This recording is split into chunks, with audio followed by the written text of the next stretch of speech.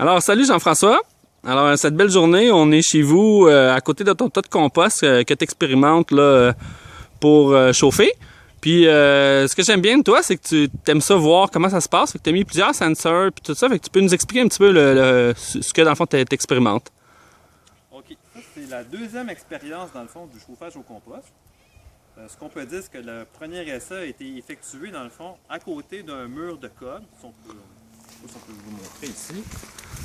Dans le fond, la première expérience, elle a été faite ici, entre le mur de cob qu'on voit ici présentement, puis l'extérieur ici qui était comblé, dans le fond, par un mur de ballots de paille. Alors, dans cette expérience-là, il y a eu des tuyaux qui ont été placés de façon à aller récupérer la chaleur dans le tas de compost qui était ici. Et puis, par la suite, l'eau qui circulait dans le tas, elle se ramassait dans un baril qu'on peut voir ici, dans lequel présentement on voit l'eau qui circule. Là, présentement, l'eau qui circule ici, qui coule, dans le fond, qui sort de ce tuyau-là, provient du nouveau tas qui a été construit à partir du compost qui était présent ici cet hiver. Pourquoi j'ai décidé de refaire l'expérience un peu à côté, dans le fond, du premier tas? C'est que la façon que le tas avait été construit ici n'était pas optimale. La longueur du tuyau qui n'était pas assez longue, les ballots de paille qui étaient disposés de façon à laisser rentrer de l'air. Il manquait aussi une toile, dans le fond, pour protéger du vent. Ce qui a fait en sorte que le compost, au courant d'hiver, s'est fait assécher. Il en manquait d'eau. Puis, par la suite, le processus de compostage a carrément cessé. La température est descendue à un point où il n'y avait pratiquement plus d'activité biologique. Fait que, au printemps, j'ai décidé de, tant qu'à redéfaire dans le tas, puis d'étendre dans le fond la matière pas assez suffisamment compostée à mon goût, j'ai décidé de prendre cette matière-là puis de reconstruire un autre tas que voici.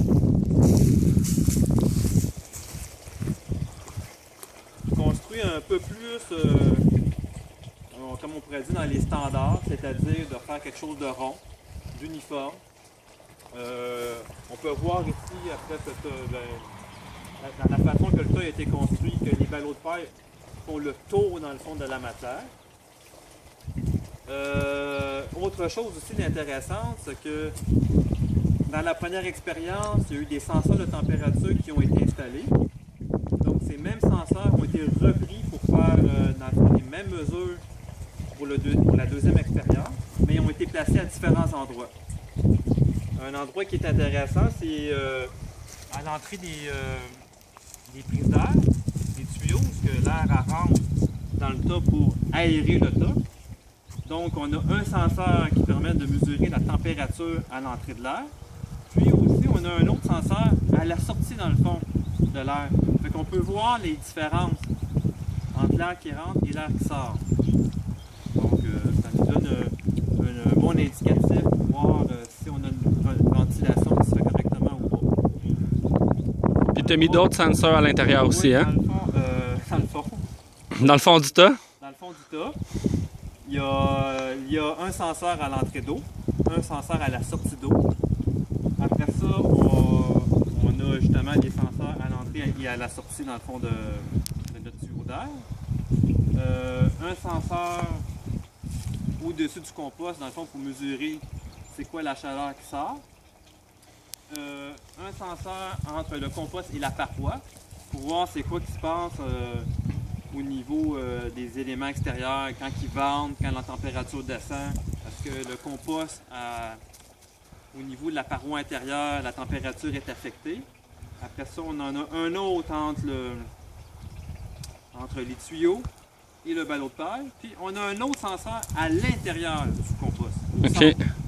Donc, si on peut dire, au centre, dans le fond, du col, de la spirale de tuyaux, dans le fond, qui va chercher la chaleur dans le tas. Fait que la spirale, comment elle est constituée, c'est pas très compliqué. C'est un grillage comme là. Dans cette expérience-là, on a utilisé un grillage de clôture dans lequel on a entouré dans le fond ce grillage-là de tuyaux.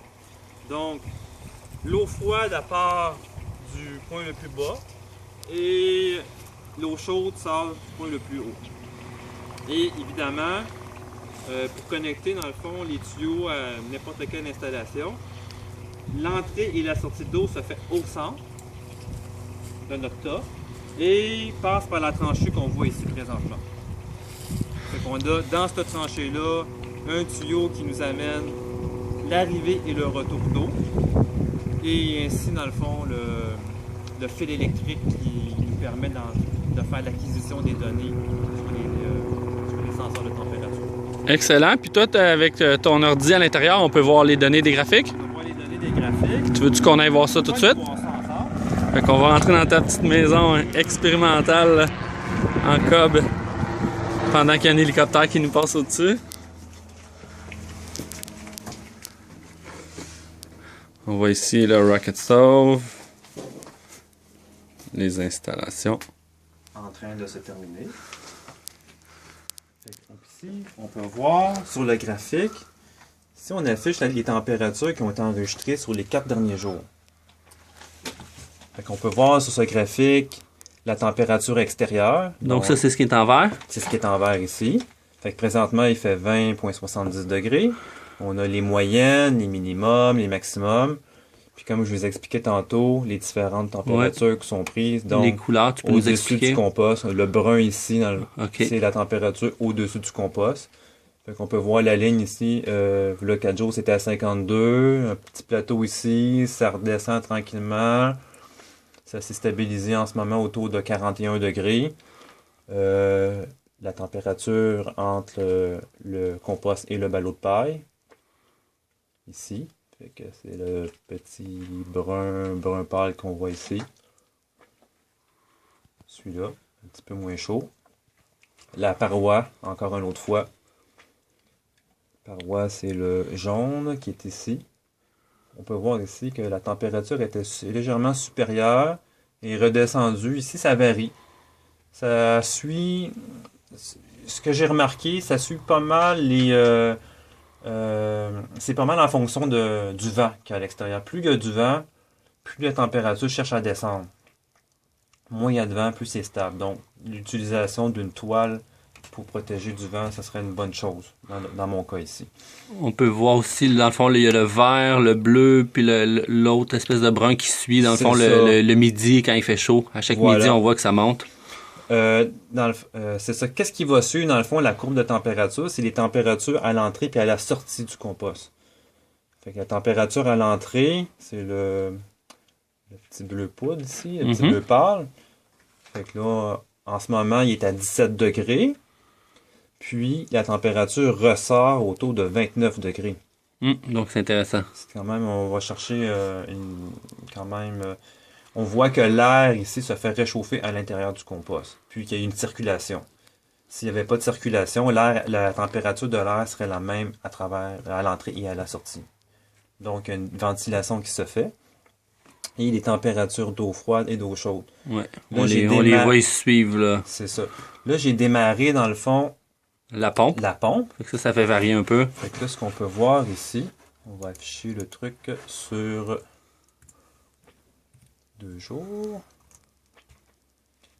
Puis même, on peut même l'afficher sur 2 heures.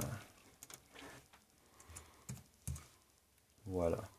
Ah, fait que là, on voit, ça a commencé à monter. Que ça a commencé. Celui-là, il est pas bon. Le 2 heures, le graphique est pas bon. On va le remettre sur le 2D. Voilà. Fait que là, ici, on remarque, dans le fond, la température de l'eau chaude qui augmente. Fait que là, l'eau, présentement, elle sort autour de 26 degrés.